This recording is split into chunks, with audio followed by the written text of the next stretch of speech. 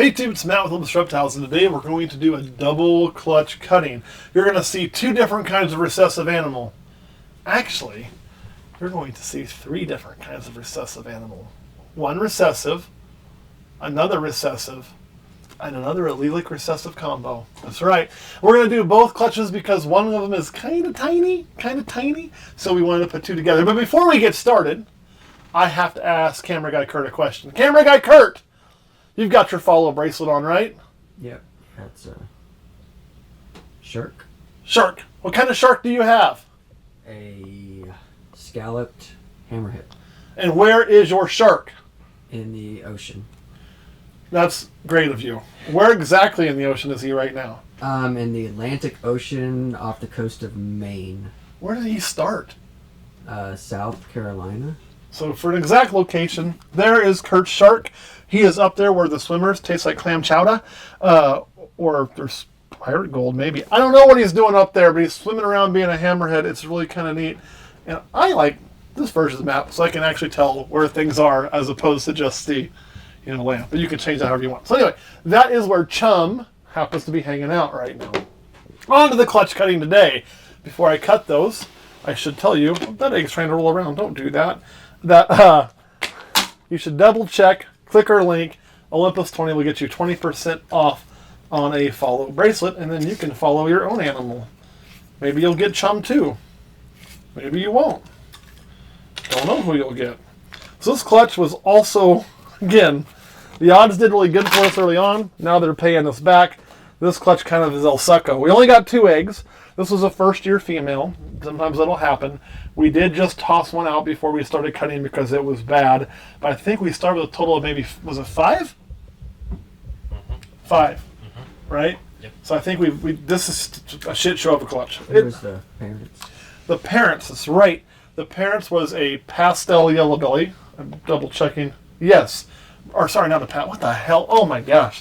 Whew. Okay, I'm back. The parents was a pastel axanthic bred to a pastel axanthic possible yellow belly. I think it's just pastel axanthic to pastel axanthic. So the worst thing we can make in here would be an axanthic. The best thing we can make is a super pastel axanthic. Unless the yellow belly is there, then you can make a super pastel yellow belly axanthic. But I'm not going to hold my breath. These eggs feel nice and soft, ready to cut. That one's very full. We're going to cut it first. Go ahead and make the messy one.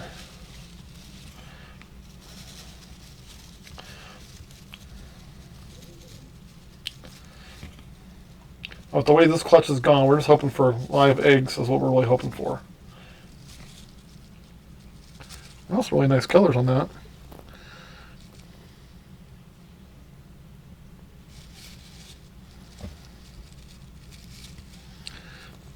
Okay, little one.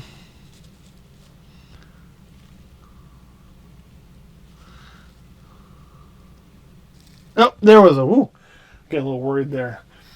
But a lot of times if you're getting a little worried, there you can see him on, but if you drag across the belly scales, if you can see him, and again, you don't stab it in there, you just kind of like, you know how it would normally make you twitch if something was tickling, like, ew. Same thing you're doing here, just to make a twitch out of that. But we do have movement, things are looking good. Just from the little bit I can see, that's probably going to be, well, at least a pastel axanthic. Most likely a super pastel axanthic. We'll set that to the side, clean out that yolk. Let's go with this one. When you only have 2 eggs, it's kind of important you actually hit the odds.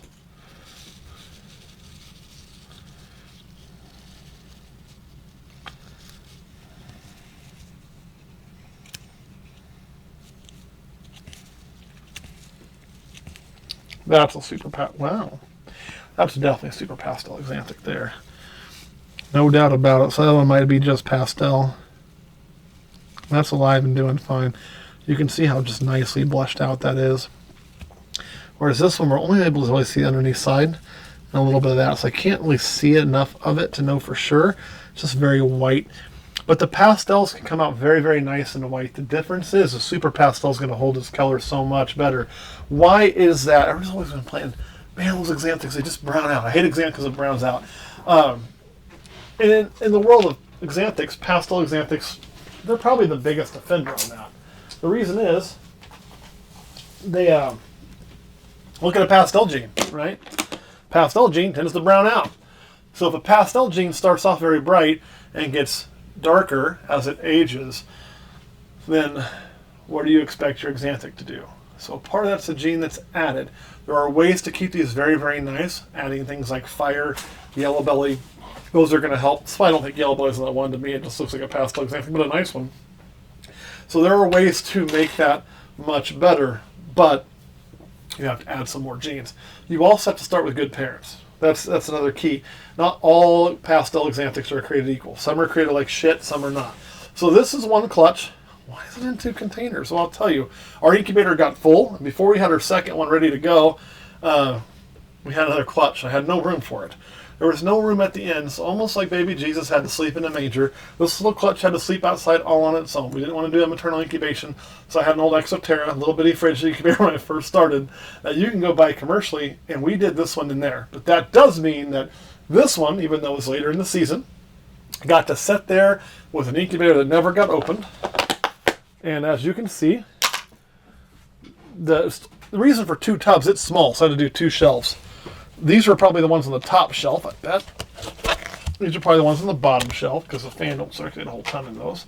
And these are already all pipped, and one of them's out. That's an empty one. Ew, you're gross. So what we're going to do is just simply move that out. So This pairing is an albino to a toffino. So we're looking for toffinos and albinos. Hence why I said you're going to see axanthics, which we just saw. You're going to see hopefully albinos and toffinos. If we saw all toffinos, I wouldn't complain. Here's a kicker about those. This snake right here, to me, appears to be a toffino. But I'll be blunt, guys. It is very hard to tell when they're this young. Sometimes more color comes in. Sometimes they whiten up. It's just kind of a little bit of a shit show early on, right? So don't go calling these until they get a shed in them. That would be my advice to you. Now, you're going to get a good opportunity to see what I'm talking about, though. Because this thing's already... I mean, once one's crawled out, we don't have to follow our normal rules. We can really kind of go to town on cutting these. Because this thing's ready to be born. You can see, again, a lot of lavender in that one, too. That could also be another toffino. But we're not going to hit toffino, toffino, toffino, toffino. So that's just one of those things. Could change.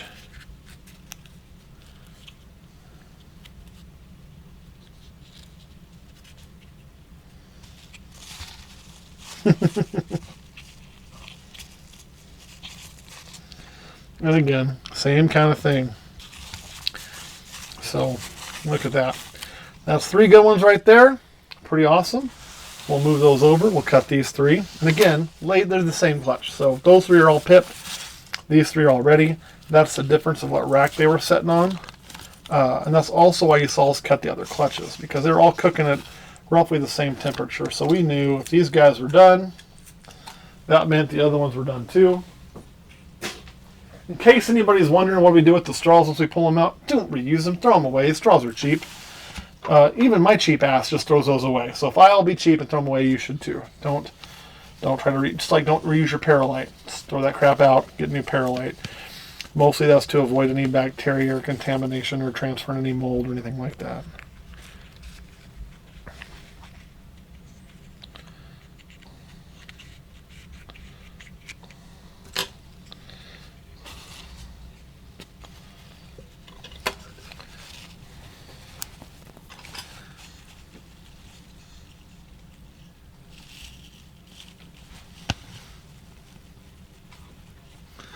Come on, give me a little bit more movement than that.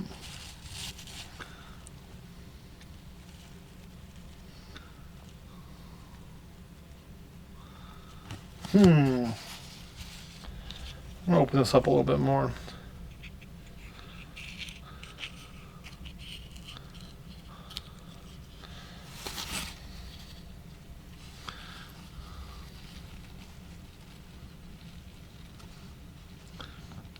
Well, you're just resistant to my charms, but you are moving in there. Okay, you're fine. Woo! And again, you'll see there's a lot of lavender on that one too. I promise you, not all of these are going to be toffino.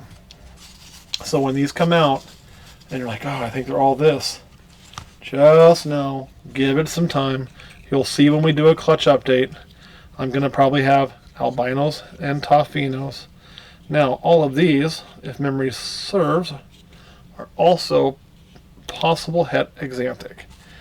So their mom, hey look, this one's being born right now. It's coming out the egg. Check that out. Oh, little guy. You gonna come out? I'm like, no. Kiss my ass. I'm going back in. Okay. You looked at me. I don't want to be out now. Doing good. And the reason for that is mom was a paradox albino that we made in-house. And she is 50% chance of being het axanthic. So I'll probably try to prove her out next year. And then we can find out if these are better possible hets. In the meantime, since she's unproven, I'm just checking because we got one trying to escape. We're not going to ask possible het prices or anything. We're just going to, little things you just write down, let people know. There you go. Get back in there.